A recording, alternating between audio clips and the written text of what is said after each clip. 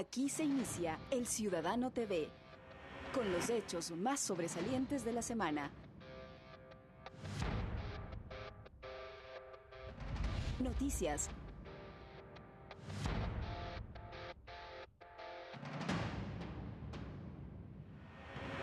Entrevistas.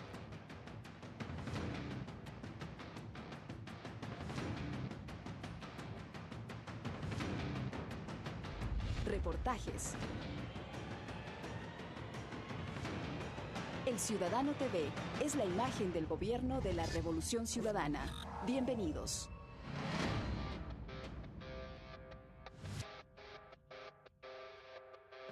¿Qué tal, amigos? Bienvenidos una vez más al Ciudadano TV. El presidente de la República, Rafael Correa, anunció en cadena nacional de radio y televisión que firmó el decreto ejecutivo 74, con el que se deroga la propuesta ambiental Yasuní ITT y con lo cual se enviará en los próximos días a la Asamblea Nacional la declaratoria de interés nacional, con lo que significaría la explotación del crudo que se halla debajo de la reserva ecológica en los campos petroleros Tambococha-Tiputini, que comprenden el bloque 43. Ante, sin duda, el nulo interés de la comunidad internacional en apoyar esta propuesta revolucionaria. Aquí iniciamos el Ciudadano TV.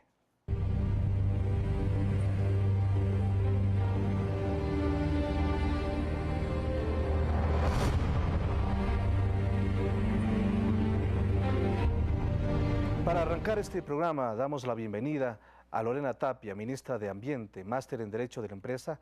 Fue la primera mujer directora del partido más antiguo de la Universidad Católica de Guayaquil. Se desempeñó como asesora legal y gerente general del Programa de Reparación Ambiental y Social del Ministerio del Ambiente. Hoy es la ministra de Ambiente en funciones. Carlos Viteri, asambleísta nacional de Alianza País, antropólogo, formó parte de la creación de la Organización de Pueblos Indígenas de Pastaza y la Confenaye. Fue secretario ejecutivo del Instituto para el Ecodesarrollo Regional Amazónico ECORAE. Propuso el Suma Causay. Actualmente preside la Comisión de Biodiversidad de Recursos Naturales.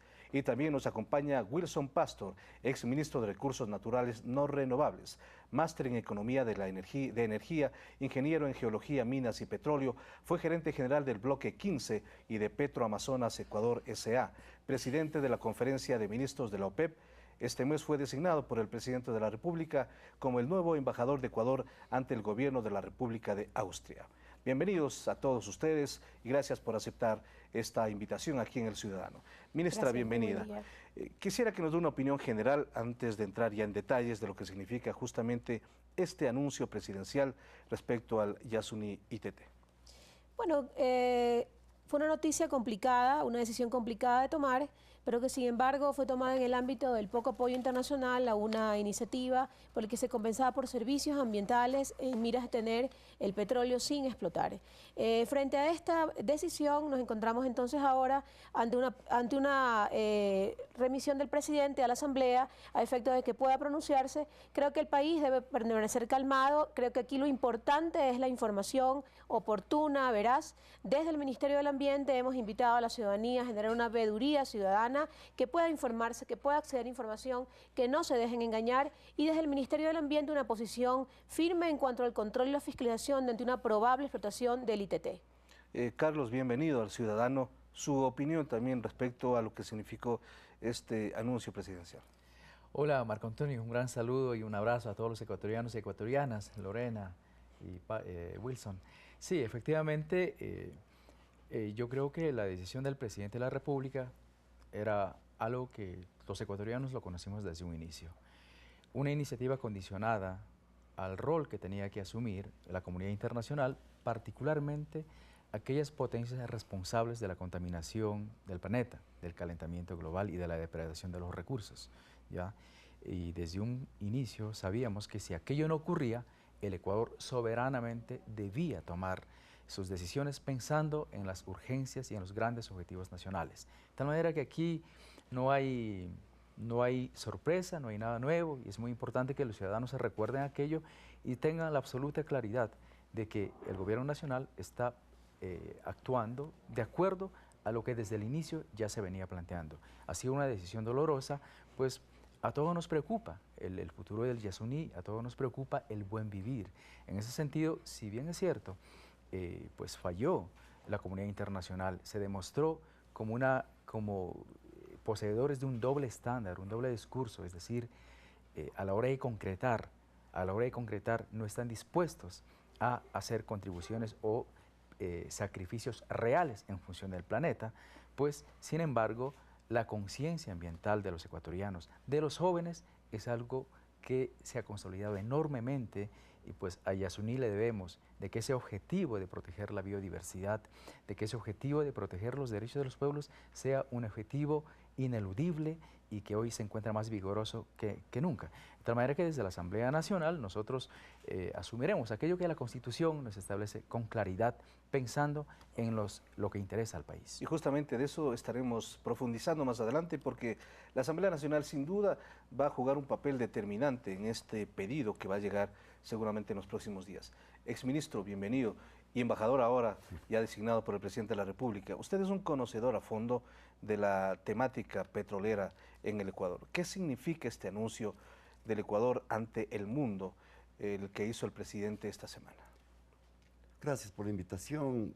Yo comparto los criterios de Lorena y Carlos. El impacto es de una decisión difícil, dolorosa, como ha dicho, para la iniciativa Yasuní tal como fue presentada, pero tenemos que recordar la premisa bajo la cual se inició esta iniciativa. La premisa era un esfuerzo compartido entre la comunidad internacional y el Ecuador. El Ecuador estaba dispuesto a renunciar al 50% de los ingresos siempre y cuando la contraparte cumpla con el 50% restante. No fue posible. Tal vez las circunstancias de la economía mundial no ayudaron, como la crisis mundial. Pero también en el fondo hay un escepticismo respecto al cambio climático por parte de los países industrializados, que no solamente se lo ve en la iniciativa Yasuní, se lo ve en el rechazo de prolongar el protocolo de Kioto, en el fracaso de Estocolmo, de manera que el país no podía quedarse solo, sin explotar, sabiendo que no le han hecho el menor caso desde el punto de vista internacional. Dolorosa la decisión, pero un estadista tiene que tomar una decisión en función del bienestar de su pueblo que lo eligió, para esta generación y para las futuras. Y en este caso, pues, la riqueza del ITT en reservas petroleras que son importantes van a contribuir al desarrollo social. Y no va a significar, contrariamente a lo que dicen ahora los que se suben al parque del ITT a última hora, que va a haber una explotación que contamine el Yasuní. Explotación irracional. Entonces, ya no se suben a la camioneta, sino que se suben al parque. Exactamente. Ese es el concepto. Precisamente, el exministro Pastor, como habíamos dicho, es un conocedor de la temática. Este pronunciamiento que hizo el presidente en el año 2007, cuando apenas arrancaba su gobierno, justamente hizo un llamado al mundo para ser corresponsables con esta propuesta revolucionaria que lamentablemente no ha tenido un final feliz por el momento. Miremos entonces en ese momento qué dijo el presidente de la República y cuál fue su propuesta ante el mundo. La iniciativa plantea el compromiso de no explotar cerca de 920 millones de barriles de petróleo y así evitar la emisión de alrededor de 111 millones de toneladas de carbono provenientes de la quema de combustibles fósiles. Sin embargo, esto implicará dejar de recibir ingentes inversiones y cerca de 720 millones de dólares anuales. Estamos dispuestos a hacer este inmenso sacrificio, pero también demandando la corresponsabilidad de la comunidad internacional, sobre todo de los países desarrollados, principales depredadores del planeta, y una mínima compensación por los bienes ambientales que generamos. Que quede claro, yo no le puedo decir a una familia pobre, sin alternativa de ingreso y que vive al lado de un bosque, que no lo corte. Para poder sostener el bosque en pie, se requiere que esa familia reciba beneficios directos de esta situación. Porque yo tengo una responsabilidad también con mi país. Mi país hay miseria, hay pobreza. Necesitamos miles de millones para el desarrollo. Hemos hecho un ejercicio de planificación y solo para dotar servicios públicos cada territorio del país se requerirán cerca de 60.000 millones de dólares en los próximos años. Aquí también hay una responsabilidad muy grande, el acabar con la pobreza en el país.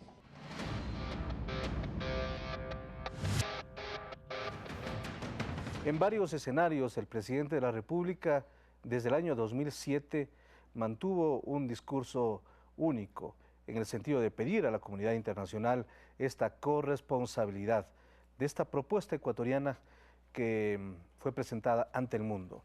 Entonces, ministra, ¿cuáles fueron los factores mediante los cuales no se pudo tener una respuesta, digamos, mucho más satisfactoria de parte de la comunidad internacional? Bueno, lo que hemos venido diciendo, creo que el factor más importante ha sido el doble discurso de las naciones grandes que realmente contaminan. Lo que hacían era reconocernos en diferentes foros, decir que teníamos una buena idea, que era una idea pionera en el mundo, pero en el momento real de poder concretar un financiamiento por una compensación por no explotación, por servicios ambientales, pues sin embargo no se concretó. Es decir, el doble discurso, el doble estándar internacional de las grandes naciones que realmente contamina, que se han resistido en los diferentes foros internacionales de cambio climático a ratificar compromisos de no contaminación, de no emisión a la atmósfera. Sin embargo, no se hace concreto en el aporte al Ecuador, en el aporte de una iniciativa que definitivamente se adelantó muchísimos años, que por eso puntualmente frente a ese doble discurso de las naciones no pudo tener el éxito que se podía esperar. Ahora, Carlos, tú eres originario de la zona en donde efectivamente existe muchísima necesidad, pese a todo el impulso que está dando el gobierno nacional. ¿Cómo se entendió en la zona mismo esta propuesta del presidente de la República que, reiteramos, desde el año 2007 fue presentada ante el mundo? Marco Antonio, ecuatorianas y ecuatorianos, si bien la iniciativa Yasuní-ITT tiene que ver con una utopía anhelada por muchos seres humanos en nuestro planeta, en el caso de nuestra Amazonía, en el medio siglo que estamos, en el último medio siglo que vivimos, pues había una utopía sencilla y realizable, aquella que del principal recurso que se explota en la Amazonía, sus pobladores, sean beneficiarios, reciban algún tipo de beneficio que signifique pues, resolver las necesidades básicas. Pero eso nunca ocurrió, nunca ocurrió. Antes de la Revolución Ciudadana, todos los amazónicos lo tenemos presente aquello, ¿no? Del petróleo solo recibimos la basura, la contaminación, la marginación, a tal punto de que se hicieron varios levantamientos, un sinnúmero de paros, muchos de ellos violentos, no necesariamente pensando en el tema de la biodiversidad, sino pidiendo un poco de atención para las necesidades fundamentales. Aquello no ocurrió. Entonces ahora, en este gobierno, sucede lo contrario, un giro de 180 grados en la política hidrocarburífera y en la política de distribución de los beneficios. Y la Amazonía ha empezado a sentir esa nueva política. Hoy tenemos una troncal amazónica que atraviesa toda nuestra Amazonía, escuelas del milenio, hospitales, telecomunicaciones, pero que sin embargo, dada la exclusión de siglos en el pasado y en el último 50 años, por lo menos 3 décadas perdidas, porque nunca recibimos nada del petróleo, pues hemos venido sintiendo estos beneficios y ahora con esta decisión, pues los amazónicos consideramos que es una oportunidad para consolidar y fortalecer esa política orientada a la reducción de la pobreza y hacer justicia histórica con la Amazonía. El pronunciamiento del municipio de Aguarico. Aguarico está en la jurisdicción, gran parte de su jurisdicción es Parque Nacional Yasuní, pues en la provincia de Orellana, quienes han manifestado que estuvieron esperando esta decisión. Y ese es un indicador y un signo claro de que los amazónicos, que no tenemos el hospital a la vuelta de la esquina, que en muchas comunidades no tenemos los servicios básicos de salud, de energía, saneamiento, pues sentimos que esta es la oportunidad y confiamos en que el gobierno va a ir en esa dirección porque ya nos ha demostrado y en ese sentido pues anhelamos con que la Amazonía sea la primera región en erradicar la pobreza. Vamos a hacer este momento una pausa, después hablaremos con el ingeniero Pastor de otros temas técnicos también, porque en este momento digamos que la pelotita va a estar en Petroamazonas, una empresa ecuatoriana que tiene la responsabilidad de seguir con este proyecto. Hacemos una pausa en este momento, esto es El Ciudadano TV, analizamos el tema coyuntural acerca del ITT Yasuní aquí en el país y en el mundo.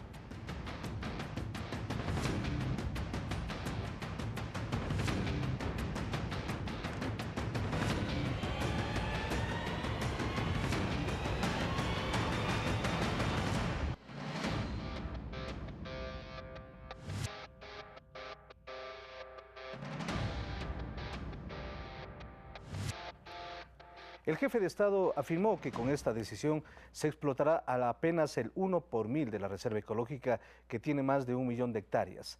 Además, aclaró que en el mismo decreto, en su artículo 5, se establece que el propio gobernante vigilará de manera personal que solo se explote la zona antes mencionada.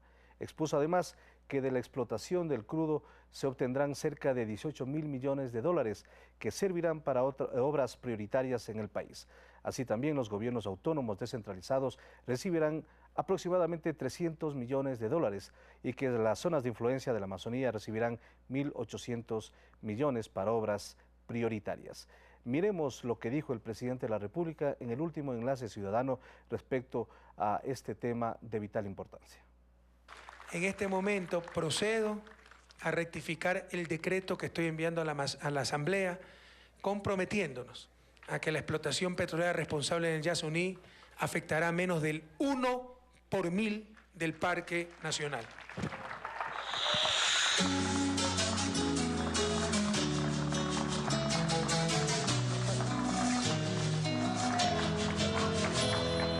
Hoy desperté un país que era diferente al que un día. El decreto dice lo siguiente. Artículo 1. Sustitúyase el artículo 5 del decreto ejecutivo número 74 del 15 de agosto de 2013 por el siguiente.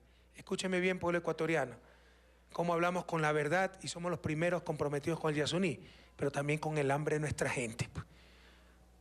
Es un error, insisto, subordinar los derechos humanos y el mayor derecho, superar la pobreza en función de supuestos derechos de la naturaleza. Podemos tener Yasuní y podemos vencer la pobreza, pero para eso necesitamos nuestros recursos naturales no renovables. El que le diga lo contrario les está mintiendo. Así que artículo 1 del presente decreto, sustitúyase el artículo 5 del decreto ejecutivo número 74 del 15 de agosto de 2013 por el siguiente. Artículo 5. En el caso de que la Asamblea Nacional autorice la actividad extractiva, esta no podrá desarrollarse en un área superior al 1 por 1000, repito, al 1 por 1000 del territorio del Parque Nacional Yasuní. Ese es nuestro compromiso, queridos jóvenes, pueblo ecuatoriano.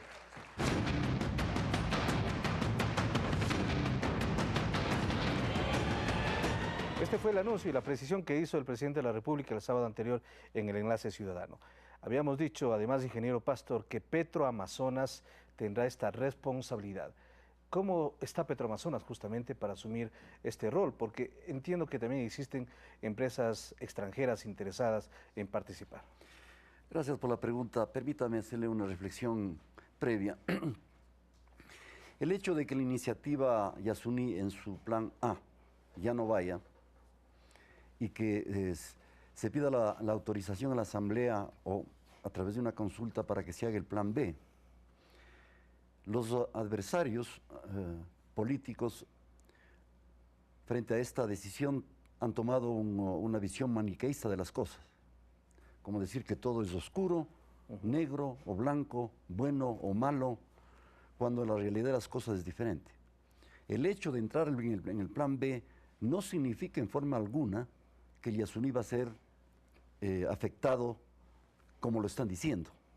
Es decir, ya que van a sacar el petróleo, va a ser un desastre. Eso es lo que dicen en forma maniquea los adversarios. No es así. Tenemos experiencia en Petroamazonas, yo fui gerente de esta empresa, hemos trabajado proyectos de envergadura como el de Pañacocha, en que yo quisiera que la opinión pública vea a través de videos lo vamos a mirar. Cómo se ha desarrollado ese bloque. Se ha afectado en la mínima parte al bosque protector de Pañacocha, que es de más de 600.000 hectáreas. Ese bosque hoy día está bien protegido por Petroamazonas, por el Ministerio del Ambiente, incluida un destacamento militar de 60 militares que cuidan el bosque aparte de la frontera, de manera que la institución fuerte que ahí está, que es Petroamazonas, ha permitido que se controle, se monitoree ese parque. Pero se cuestiona en este momento, por ejemplo, que deben utilizarse todos los estándares técnicos, ambientales, que luego la ministra también nos explicará, para que no se afecte el Parque Nacional. Mire, ahí en Pañacocha se se puso en marcha una variedad de tecnologías probadas, no convencionales, que me permitiré explicar luego, si me da usted el tiempo, que básicamente son 5, para evitar a toda exageración, digamos, en la actividad petrolera que pueda afectar. Rápidamente enumeremos las 5. Ya. Mire, la primera es utilizar las plataformas que ya se hicieron hace muchos años. Hay 7, una plataforma es el espacio que requiere que sea desforestado para poner una torre de perforación y hacer un pozo petrolero. 7 plataformas que se abrieron en 1949, en 1970 con compañías internacionales, en los años 90 con Petroecuador en una primera fase y en los años 2000 en otra fase. Hay 7 plataformas que usted las puede ver.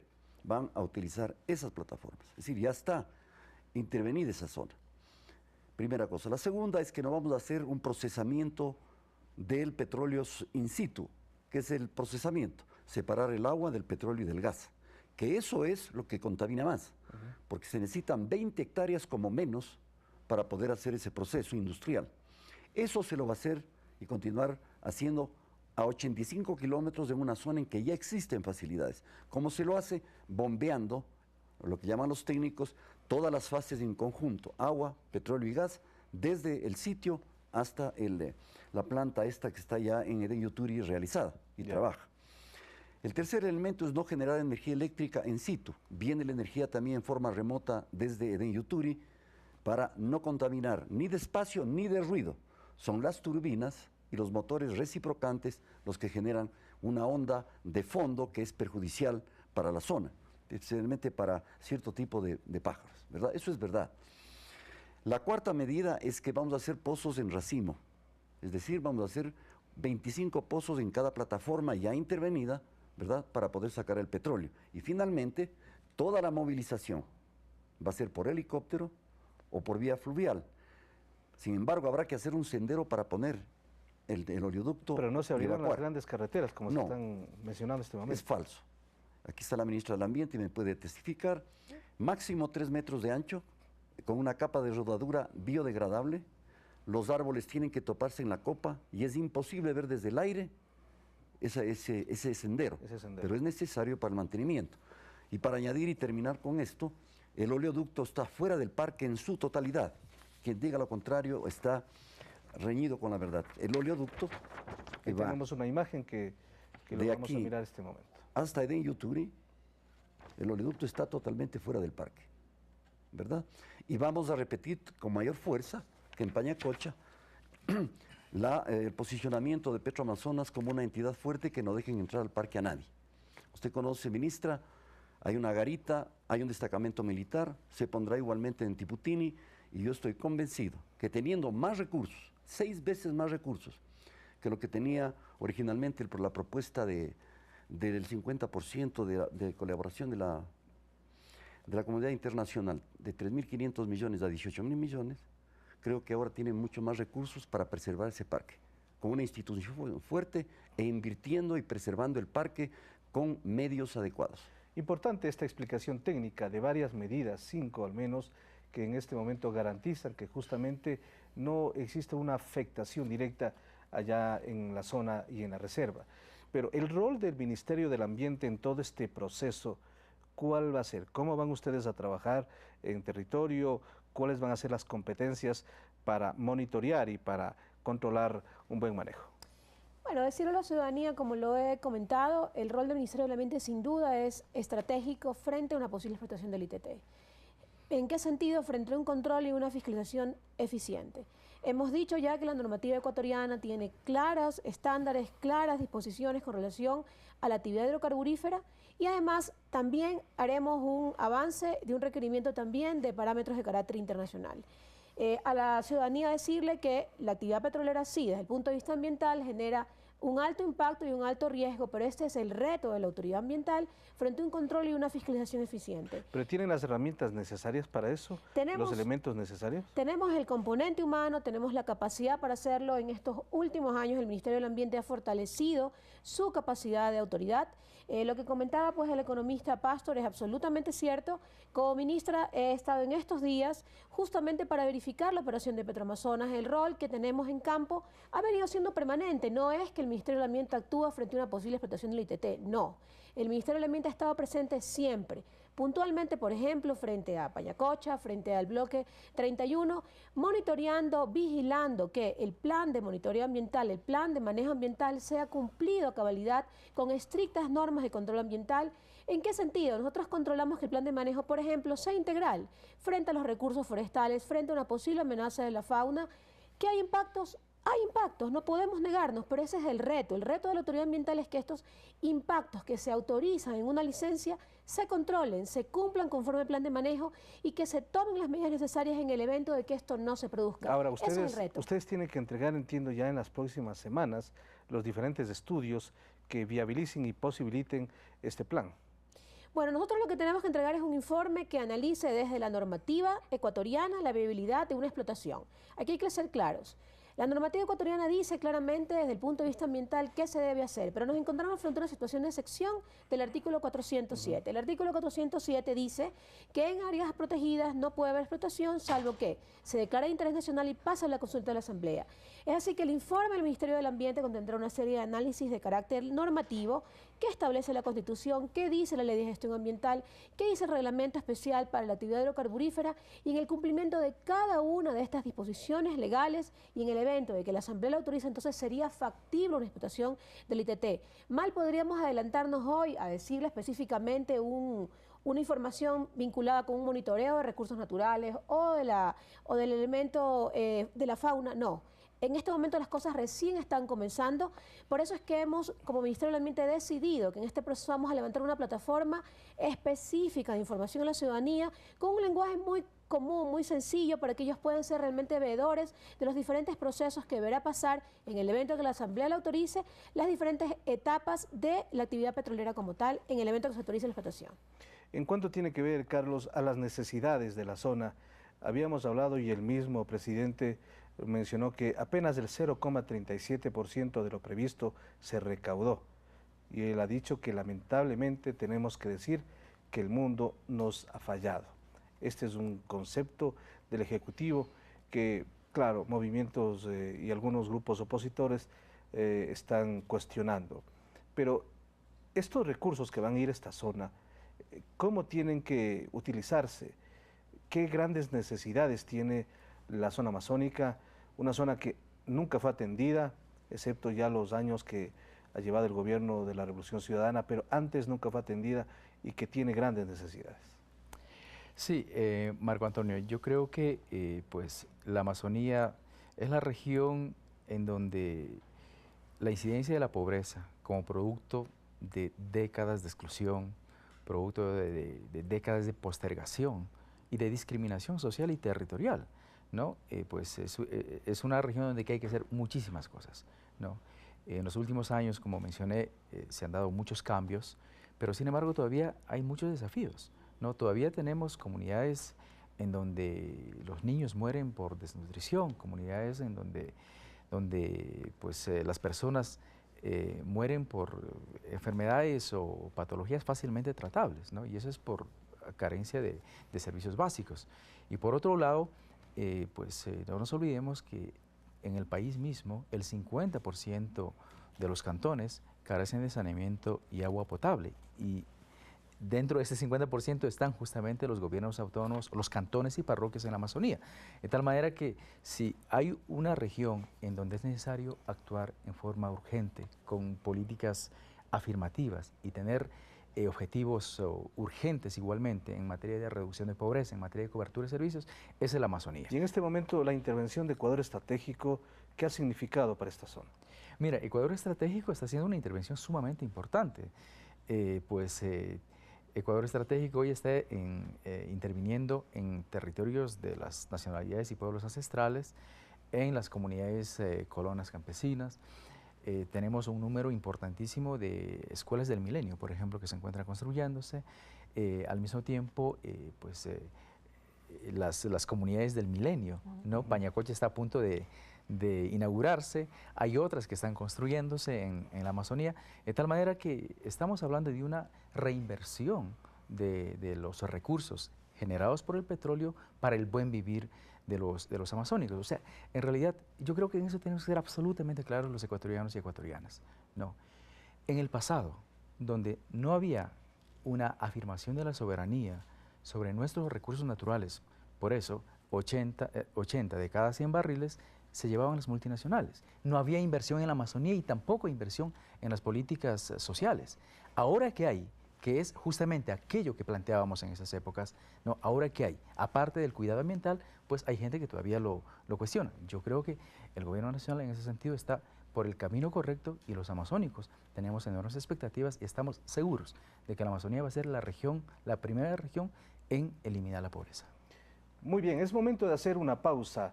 Al volver les mostraremos cómo en Ecuador sí es posible la explotación de crudo con responsabilidad ambiental. Ya regresamos aquí en El Ciudadano.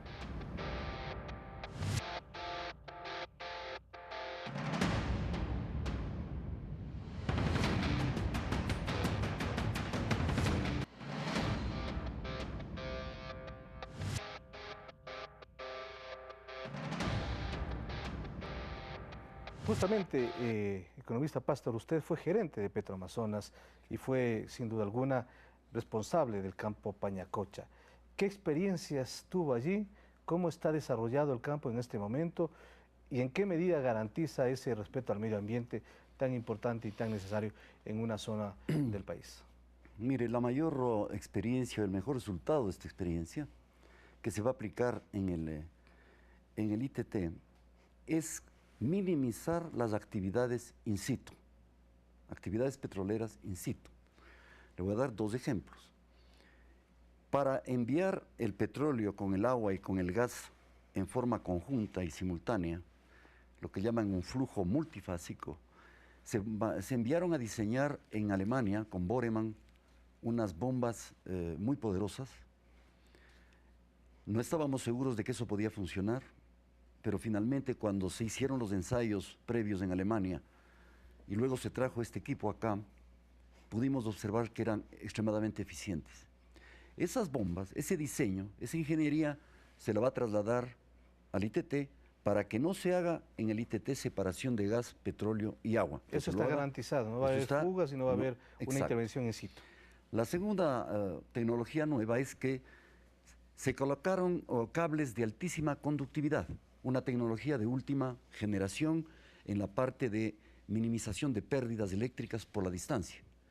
Y esos cables y ese diseño también se lo va a utilizar en el ITT para minimizar los impactos, como había dicho, de los ruidos o de deforestación.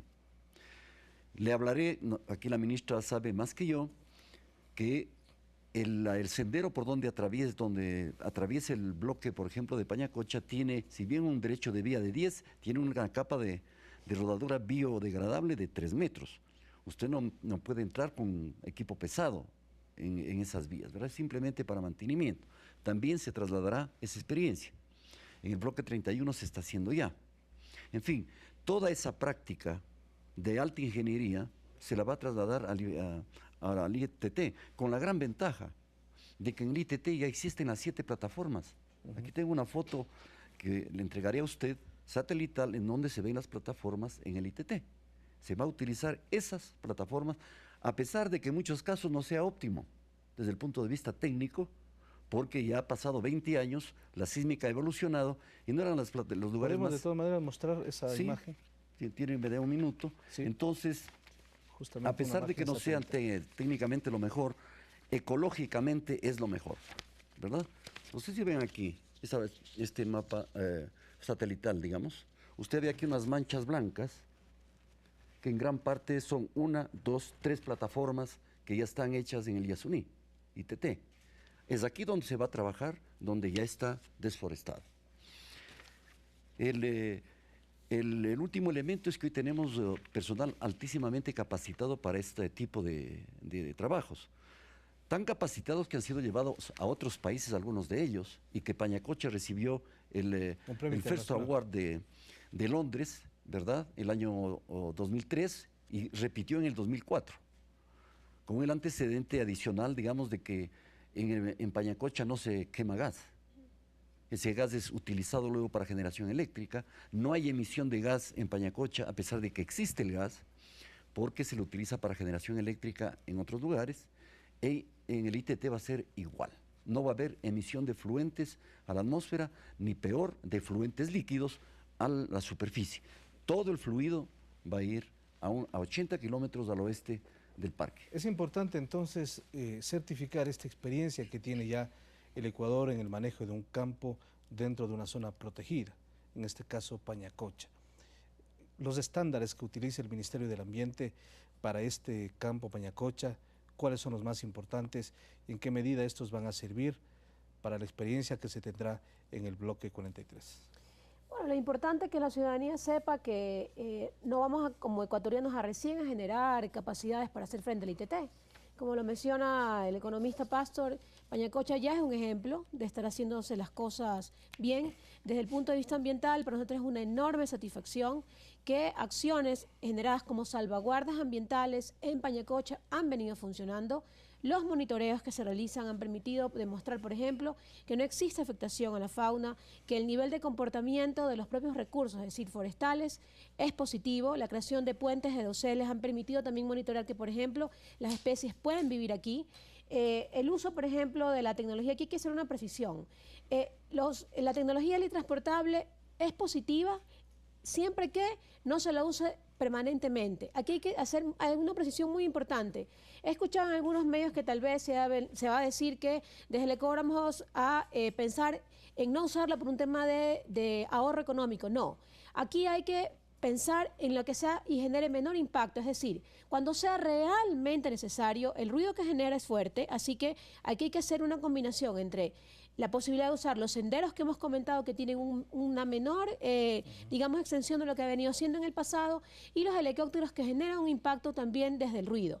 Por eso que la autoridad ambiental tiene un nivel de fiscalización y control permanente, como le decía, el control del monitoreo de los recursos naturales en el sitio, el comportamiento de las especies, la no deforestación, importante precisar, también se dice en medios que dentro del Parque Nacional Yasuní existe deforestación, es absolutamente falso.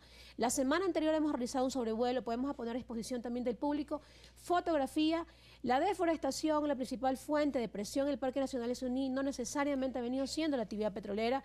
Quiero aquí la ciudadanía entienda que no lo digo como una defensa, soy la ministra de Ambiente, pero me gusta hablar con la verdad. La actividad hidrocarburífera no ha venido siendo la principal fuente de presión. ¿Cuál ha sido la principal? La principal fuente de presión ha sido justamente el cambio de uso de suelo, la presión desde las propias comunidades, que lógicamente tienen que acceder a recursos, a la tala selectiva de la madera, el avance de la frontera acuícola. Eso es una tarea pendiente que el Estado tiene en el marco de políticas que permitan generar una planificación territorial de los recursos, es decir, aquel bosque nativo, aquellas plantaciones que se puedan aprovechar. Esa ha sido la principal fuente de presión. No se le puede decir tampoco a las comunidades que viven en estos sitios que no explotan recursos si no existe una compensación por no hacerlo. Pero si hay conciencia de que se debe combinar lo uno, respetando el medio ambiente y buscar una necesidad lógica para una sobrevivencia. Para mí es una enorme satisfacción decirle que las comunidades amazónicas están muy empoderadas de esto, son nuestros principales monitores ambientales. Por ejemplo, como comentábamos hace un rato en playas de Cuyabeno, aquí la comunidad tiene un rol fundamental, nos ayuda a monitorear cómo se comportan los recursos, si existe alguna posibilidad de riesgo frente a la operación, es decir, tenemos a las comunidades como nuestros aliados estratégicos, hay un principio de desarrollo de prevención, de control de educación ambiental, es un tema participativo y qué mejor que las propias comunidades que habitan en el sitio nos ayudan a generar esta fortaleza de control y fiscalización de los recursos. Ahora, Carlos, la CONAIE, algunos movimientos sociales, sectores indígenas, algunos sectores indígenas, obviamente están contrarias al anuncio oficial, pero ¿qué de las comunidades de allá, del sector, las comunidades que se ven beneficiarias de estos recursos en obras prioritarias?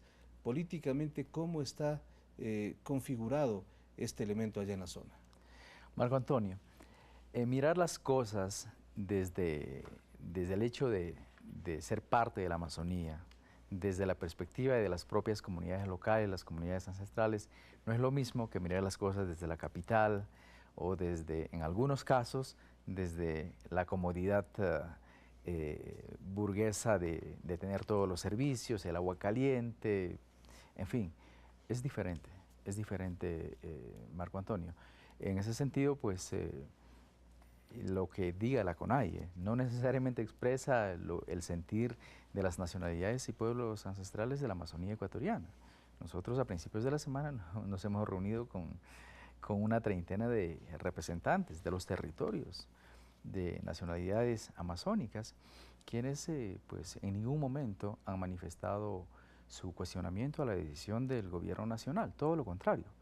Todo lo contrario, las nacionalidades en el territorio y las comunidades del interior están planteando pues justamente el apoyo del gobierno, el poder tener acceso directo a los beneficios, el poder tener acceso al presupuesto que genera esta actividad, de tal manera que en ejercicio de derechos constitucionales claves, las comunidades están actualmente muy bien ubicadas con su realidad y con el futuro del país. Cosa muy distinta es que grupos de oposición, y en este caso cuando hablemos de CONAIE tenemos que ser absolutamente claros que nadie se engañe, ¿no? Estamos hablando de un sector de dirigentes que están vinculados a un partido político de oposición, dicho sea de paso, derrotado en las elecciones del 17 de febrero, que responden a ese afán político de hacer oposición al gobierno, ¿ya? Decir no a todo lo que decide y hace la Revolución Ciudadana. Y antes, Carlos, antes de ir a la pausa final, justamente esas poblaciones, ¿cómo respondieron en la última elección, en la elección del presidente de la República? Esas poblaciones en esa zona de influencia, ¿cómo respondieron políticamente en ese momento? No, efectivamente, la Revolución Ciudadana ganó en todas las provincias.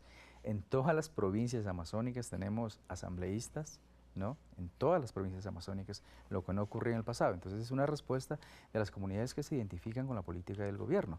En ese sentido, pues, te digo, es muy diferente a la posición de las comunidades que han planteado, que están planteando, pues, ser beneficiarios en una forma mucho más sólida, con objetivos mucho más claros de eliminación de la pobreza, pues en el marco de esta política. Y es por eso que desde la Amazonía se ve como una enorme oportunidad.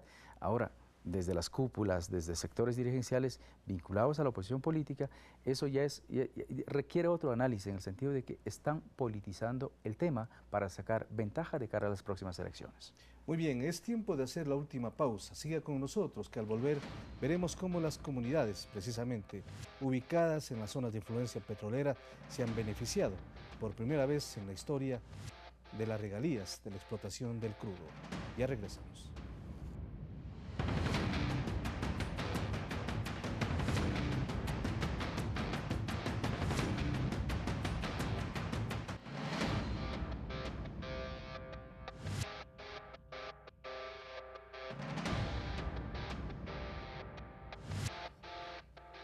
Queremos reiterar un punto que es muy importante, el tema técnico, y justamente el economista Pastor tiene ese conocimiento, que se garantice al país que se utilicen todos los estándares para evitar una propagación en el medio ambiente, en contra del medio ambiente, para que el país sepa que se utiliza la mejor tecnología posible en un campo tan complejo, tan delicado como es el campo ahí ubicado en la Amazonía. En efecto, mire, los que están opuestos desde hace mucho tiempo, y no solamente ahora, a toda actividad petrolera, sacan o esgrimen la pesadilla que fue en los años 70 y 80 la explotación de Texaco Petroleum Company, con tecnologías absolutamente obsoletas a la época mismo y que contaminaron enormemente el oriente, de donde sale pues el juicio de Chevron. Y que no tiene nada que ver con lo que no se vive tiene ahora. absolutamente nada que ver. Le voy a dar unos ejemplos. En cada plataforma se hacía una plataforma de 2 hectáreas para perforar un pozo. Ahora se hace una plataforma de igual extensión para perforar 25 pozos. Se minimiza el impacto. Antes se botaba el agua de formación, que es más contaminante que el petróleo, la botaban en los ríos. Y es una de las bases de la denuncia contra Chevron, ¿verdad? Ahora se la reinyecta inmediatamente a 8.000 pies, o sea, a 3 kilómetros de profundidad, para que no afecte las capas freáticas en superficie. Es decir, que los más cercana. desechos no van a ser botados No en piscinas. hay en aguas. desechos, es un circuito cerrado hoy día la explotación petrolera. Ya. Y en particular con las tecnologías nuevas. Usted tiene torres de perforación hoy día helitransportables que permiten, durante la perforación, que nada salga afuera, que todo quede en un circuito cerrado y no salga, ni siquiera se hacen piscinas de desechos hoy día con la tecnología nueva. Esa es la que se va a ocupar, se va a utilizar en el ITT. Pero también es verdad que siempre hay riesgos, que siempre hay un riesgo de que haya un escape de petróleo por un fenómeno. No tenemos el riesgo que tenemos en la cordillera, en donde se producen deslaves, movimientos de tierra, viene un terremoto y desaparece el oleoducto durante una extensión de 3 o 4 kilómetros, como en 1987. Estamos en una parte absolutamente plana de la Amazonía y no vamos a tener ese alto riesgo. No obstante, hay riesgo, y para eso usted ha podido ver en el video de Petroamazonas cómo se monitorea permanentemente el oleoducto para, si hay una detección de fuga petrolera, intervenir inmediatamente. Puedo decirle que durante el tiempo que fui gerente de Petroamazonas en el bloque 15, nunca hubo un escape de petróleo que no sea resuelto en 4 horas por un equipo de contingencias que inmediatamente se moviliza a la zona. En todo caso, sí hay que tener mucho cuidado, hay que emplear toda la tecnología, porque tampoco es verdad que el petróleo no tiene un impacto, sí tiene un impacto y hay que minimizarlo. Efectivamente, pero se está diciendo ahora que el Yasuní es vida y el petróleo es muerte. Es decir, esto es blanco y negro. ¿Cómo entender ese discurso de ciertos sectores de la oposición que quieren influir en la comunidad nacional e internacional y quieren demostrar que efectivamente una decisión que se ha tomado va a afectar sin duda esta reserva ecológica que tenemos los ecuatorianos? Bueno, posiciones extremas que pretenden desinformar y generar un conflicto frente a esta probable decisión del ITT. Dos precisiones: la actividad petrolera per se no es mala, por eso, haciendo un símil en el pasado con Chevron, la actividad petrolera irresponsable es mala. La que no respetó el medio ambiente, la que no tuvo un control desde el Estado como debe haber tenido porque los parámetros ambientales no eran fuertes, porque el poder político del Estado no defendió ni los recursos naturales ni los derechos de las personas que se podían ver afectadas. En segundo lugar, comentar que el Parque Nacional Yasuní es el parque más grande, el área protegida más grande en América Latina. La probable explotación del ITT solamente generará una pequeña parte de afectación desde el entorno total del parque.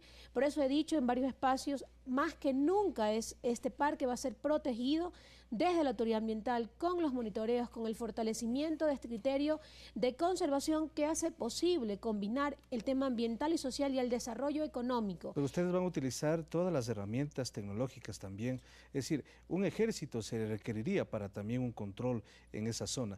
¿Cómo va a ser el control, el monitoreo que tienen que hacer ustedes? Bueno, pues le decía, nosotros no monitoreamos el Parque Nacional de Yasuní frente a la probable iniciativa ITT, lo hemos venido haciendo en todos estos años, a tal punto que no lo digo yo, lo dice la comunidad internacional que ha venido reconociendo el resultado de la conservación en el parque, en proyectos de cooperación internacional que han venido reconociendo esa manera que se ha combinado la conservación y el desarrollo económico. No se puede hoy decir que existe una gestión ambiental eficiente si no va de la mano de una gestión social también eficiente. Esas posiciones extremas que separan lo ambiental y lo social no es posible. El desarrollo económico es posible si se enmarca en este criterio de sostenibilidad que mira lo ambiental, lo social y lo económico de la mano. No podemos separar estos tres aspectos. Pero eso es importante determinar estos 18.000 millones de dólares que podría significar la explotación del bloque 43 servirán, sin lugar a dudas, para muchísimas obras, para erradicar probablemente la pobreza en esta zona de la Amazonía ecuatoriana. Ecuador Estratégico está trabajando en estos momentos. Vamos a escuchar brevemente o a mirar brevemente lo que nos dice su gerente, Ciro Morán, respecto al trabajo que desarrolla, para luego tener una impresión de nuestro invitado, Carlos Viteri, respecto a la zona de influencia y al trabajo que se realiza allí en la Amazonía ecuatoriana. Cuando el presidente de la República pensó en generar esta política pública para redistribuir mejor la riqueza del país, justamente los lugares que se vieron que debían ser atendidos eran aquellos que durante décadas estaban abandonados, a pesar de que durante esas mismas décadas el país se vio beneficiado con los recursos que provenían de esos lugares. Básicamente la Amazonía. Los 621 millones de dólares que corresponde al Plan de Inversiones 2012-2013 de Ecuador Estratégico, 411 están solamente en la Amazonía, de tal forma que en efecto el peso mayoritario de intervención es en esa región. Agua potable y alcantarillado, tanto de residuos como también el alcantarillado pluvial. Esta inversión ya está cercana a los 180 millones de dólares. ¿Esto qué quiere decir para que entienda la ciudadanía? Que son muchos lugares donde antes no había alcantarillado, no había agua potable y que ya mediante Ecuador Estratégico se está interviniendo en un monto de aproximadamente a 180 millones de dólares.